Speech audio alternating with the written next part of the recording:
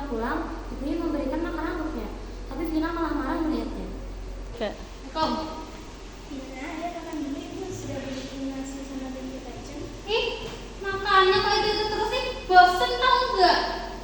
Vina, bersyukur nak masih bisa makan. Ayo makan dulu. Nggak mau. Pokoknya nggak makan. Dasar anak tua. Makan ibu kau. Vina pun keluar dari rumah sambil membawa pisau dan korek api. Saat tengah malam, Bu Suryanti hendak mencari Vina, tapi tidak menemukannya. Bu Suryanti pun mencari Vina sampai di dekat sungai Samsudin. Tiba-tiba dari belakang semak, Vina muncul. Tanpa basa-basi, ia pun membunuh ibunya. Vina, kamu di mana nak? Vina, Vin. Akhirnya manusia tua ini mati juga. Hidupku bisa beres. Vina pun hendak menyembunyikan mayat ibunya di balik semak. 5 hari kemudian, para tetangga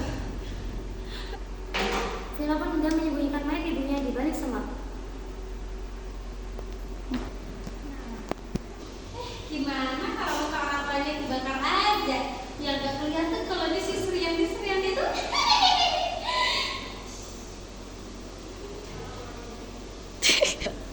Gimana kalau muka orang tuanya dibakar aja? Biar gak kelihatan kalau disisir yang itu. Suatu hari di sebuah rumah di desa Karaharjo, hiduplah seorang ibu dan anak. Mereka hidup sangat miskin.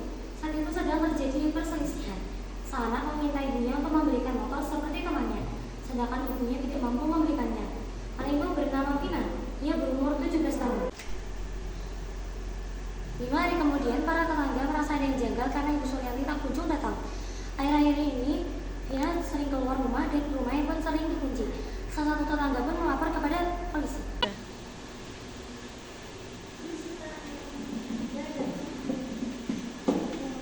Vina sekarang akhir-akhir ini sering pulang malam.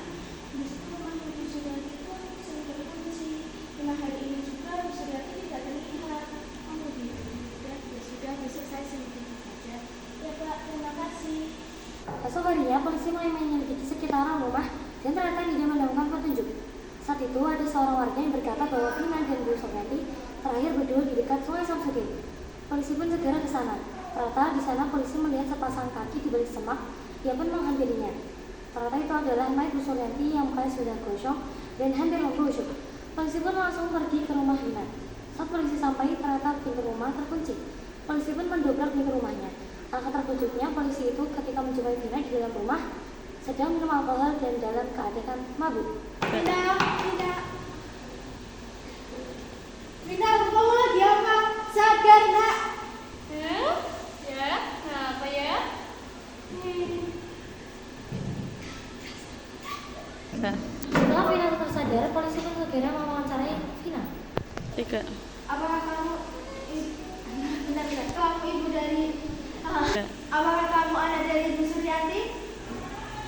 Kapan kamu terakhir bersama Ibu Suryanti? Apakah kamu yang membunuh Ibu Suryanti? Baiklah, tidak mau menjawab. Selidiki saja rumahnya. Polisi pun menyelidiki rumah Vina karena Vina tidak mau menjawab. Setelah sekian lama, polisi menemukan korek dan pisau sudah berlumuran darah dan sudah berbau. Astagfirullah, Vina. Kamu dihukum penjara selama seumur hidup. Kamu di penjara seumur hidup. Apakah kamu tidak tahu aturan di desa ini? Di desa ini mencuri, minum alkohol, pembunuhan dilarang keras. Terutama membunuh ibu sendiri. Yuk, sekarang ikut Bapak. Akhirnya Vina pun dibawa ke kantor polisi Karaharjo. Hah? Gak mau! Gak mau! Setelah 25 tahun di penjara, Vina mulai stres. Ia pun memutuskan untuk mengakhiri hidupnya.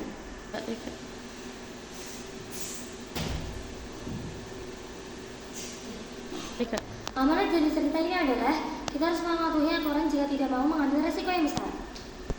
Sekian dari kami. Wassalamualaikum.